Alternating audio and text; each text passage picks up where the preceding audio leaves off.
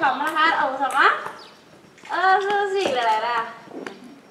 Og så kan dere bruke litt armer og bein. Ja, ta brillene dine, Sebastian. Sånn. Og nå kan dere bruke litt armer og sånn. Gi meg energi!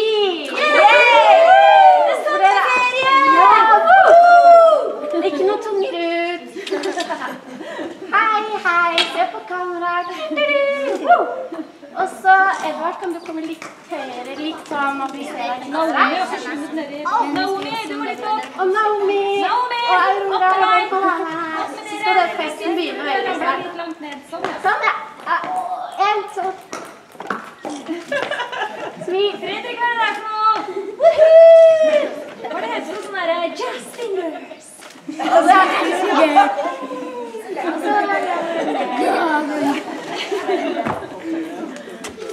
Og så kan Hege, så står jeg foran deg. Så jeg legger deg foran Hege. Legg deg.